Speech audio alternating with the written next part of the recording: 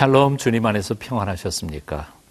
오늘도 말씀의 주인이신 하나님께서 우리의 된 마음의 눈을 열어 주의 법의 기이함을 보게 하시고 또 말씀을 묵상할 때 세미하게 들려주시는 주님의 음성 아울러 듣게 되기를 축원합니다. 어떻게 예수님께서는 당시의 바리새인들이나 서기관들보다 권위 있는 말씀을 전하실 수 있으셨을까요? 어떻게 예수님께서는 아무도 손대지 못하는 귀신 들린 자들에게 다가가 귀신을 쫓아내시고 그들의 영혼을 자유케 하실 수 있었을까요? 그 능력의 원천은 어디에 있을까요? 오늘 말씀을 묵상하면서 함께 같이 생각해 보겠습니다. 오늘의 말씀 마가복음 1장 35절부터 45절입니다. 함께 읽겠습니다.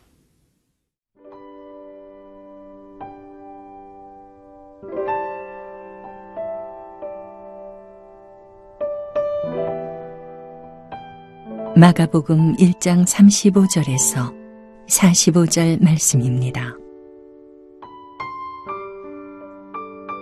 새벽, 아직도 밝기 전에 예수께서 일어나 나가 한적한 곳으로 가사 거기서 기도하시더니 시몬과 및 그와 함께 있는 자들이 예수의 뒤를 따라가 만나서 이르되 모든 사람이 주를 찾나이다. 이르시되 우리가 다른 가까운 마을들로 가자. 거기서도 전도하리니 내가 이를 위하여 왔노라 하시고 이에 온 갈릴리에 다니시며 그들의 여러 회당에서 전도하시고 또 귀신들을 내쫓으시더라. 한 나병 환자가 예수께 와서 꿇어 엎드려 간구하여 이르되 원하시면 저를 깨끗하게 하실 수 있나이다. 예수께서 불쌍히 여기사 손을 내밀어 그에게 대시며 이르시되 내가 원하노니 깨끗함을 받으라 하시니 곧 나병이 그 사람에게서 떠나가고 깨끗하여진지라. 곧 보내시며 엄히 경고하사 이르시되 삼가 아무에게 아무 말도 하지 말고 가서 내 몸을 제사장에게 보이고 내가 깨끗하게 되었으니 모세가 명한 것을 들여 그들에게 입증하라 하셨더라. 그러나 그 사람이 나가서 이 일을 많이 전파하여 널리 퍼지게 하니 그러므로 예수께서 다시는 드러나게 동네에 들어가지 못하시고 오직 바깥 한적한 곳에 계셨으나 사방에서 사람들이 그에게로 나아오더라. 35절을 제가 읽겠습니다. 새벽 아직도 밝기 전에 예수께서 일어나 한적한 곳으로 가사 거기서 기도하시더니 아멘. 마가복음 1장 35절 이 앞절에 예수님께서 얼마나 하루 종일 뛰고 달리셨는지를 우리는 발견할 수 있습니다. 안식일날 아침부터 예배드리고 귀신 들린 자 쫓아내고 베드로의 장모 고치시고 그리고는 해가 저물어서 집에 들어가셨는데 소문을 듣고 수많은 각색 병자들과 그리고 귀신 들린 사람들이 몰려와서 아마도 그들을 다 치료하고 보낸 시간은 적어도 아마 자정 넘어서 꼭두 새벽까지는 주무시지 못하셨을 것이라고 짐작이 됩니다. 그런데 오늘 본문 말씀 보면 그렇게 늦게 주무신 예수님께서 정말 새벽 아직 밝기 전에 꼭두 새벽에 다시 일어나셔서 한적한 곳으로 혼자 가셔서 하나님 아버지 앞에 엎드려 기도하셨다는 것, 하나님 아버지와 교제의 시간을 가졌다는 것입니다. 사람은 누구와 사귀느냐에 따라서 그 사람의 존재 그리고 삶이 달라지는 법입니다. 학자와 많이 사귀는 사람은 아마 논리적 사고와 지식, 지혜를 얻겠죠.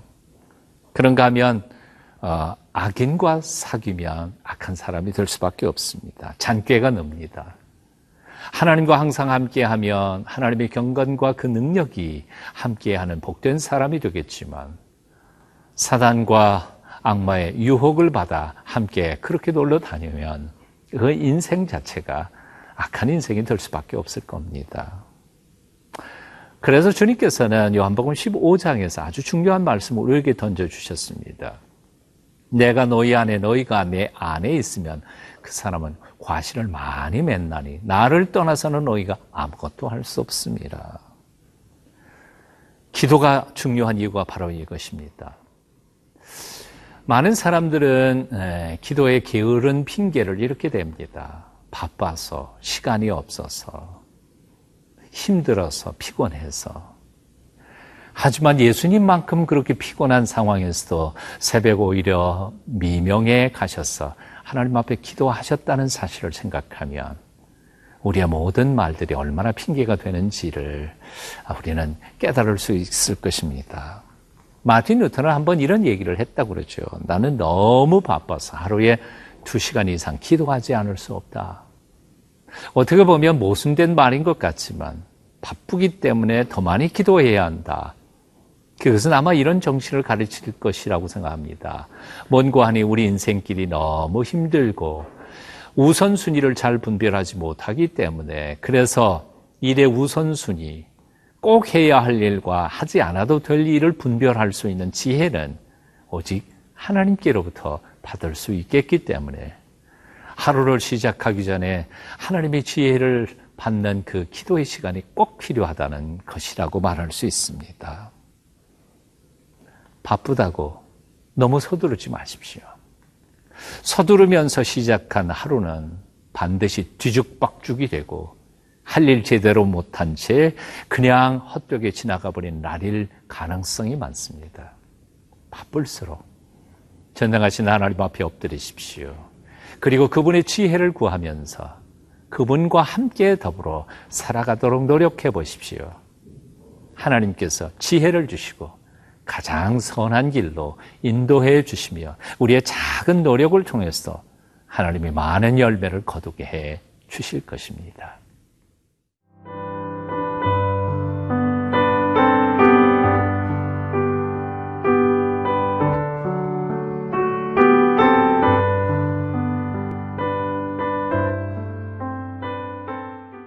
예수님께서는 새벽 기도를 마치시고 구름대처럼 몰려오는 군중들을 피하셔서 다른 마을로 전도하러 가십니다.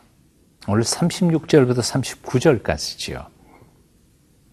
시몬과 및 그와 함께 있는 자들이 예수의 뒤를 따라 올라가 만나서 이르되 모든 사람이 주를 찾나이다 이르시되 우리가 다른 가까운 마을들로 가자 거기서도 전도하리니 내가 이를 위하여 왔노라 하시고 이에 온 갈릴리에 다니시며 그들의 여러 회당에서 전도하시고 또 귀신들을 내쫓으시더라. 아멘. 꼭두 새벽에 예수님께서 기도를 마치시고 나자 왁작지껄 사람들이 떠드는 소리가 들렸습니다. 아마도 이 사람들은 전날 병을 고칠 기회를 받지 못했던 사람들이었을 것이라고 생각합니다.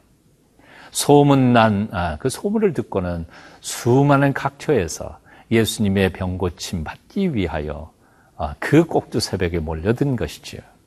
그 많은 군중을 바라보면서 아마 제자들은 흥분했을 것이라고 생각합니다. 인기가 올라가고 큰 역사가 일어나는 것을 보면서 예수님을 찾으신 거죠. 마구 찾다가 기도하시던 현장에서 예수님을 만납니다. 예수님께 보고합니다. 하지만 예수님은 의외의 말씀을 하십니다. 다른 가까운 마을로 가자. 거기서도 전도하리라. 내가 이것을 위해서 왔다. 사람들이 새까맣게 몰려오고 있는데 예수님께서는 오히려 그 군중들을 피해서 도망가고 계십니다. 참 이상하지 않습니까? 하지만 여기에 예수님의 진정한 참된 마음이 있으십니다. 그들은 군중의 환호에 속지 않으셨습니다. 사람들의 박수 소리에 한추님 들지 않으셨습니다. 예수님께서는 당신이 있어야 할 자리, 만나야 할 잃어버린 영혼들을 찾아 나서셨던 것입니다. 그 중에 한 사람 나병 환자를 만나서 예수님께서는 그 병 고쳐 주시고는 엄히 꾸짖습니다. 소문내지 말라고요. 참 예수님께서 하시는 일들을 가만히 생각해 보면 오늘날 이 시대에 많은 사람들의 모습과는 정반대의 모습인 것을 발견하게 됩니다. 그렇습니다. 예수님께서는 군중에 속지 않으셨습니다. 명예와 인기와 그리고 사람들의 칭찬에도 매이지 않으셨습니다. 오직 조용한 영성을 가지고 한 사람 한 사람 당신이 만나야 할 사람들을 만나 치유케 하며 당신이 갈 길을 올곧게 마지막까지 걸어가셨던 것입니다. 사랑하는 여러분, 우리의 삶이 바로 그래야 되지 않겠습니까? 오늘날 너무나 많은 사람들이 인기와 그리고 명예와 사람들의 박수 소리에 자신의 삶을 망가뜨리면서 살아가는 그리스도인들이 얼마나 많이 있는지 모릅니다. 경건하고 조용하게 그 앞에 무릎을 꿇으십시다. 성령께서 이끄시는 대로 사람을 만나며 우리에게 주신 사명들을 감당하는 온전한 하나님의 사람들로 살게 되시기를 축원합니다. 기도하겠습니다.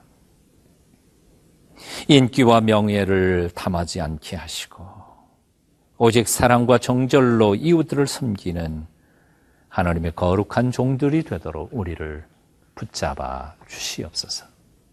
예수님 이름으로 기도합니다. 아멘.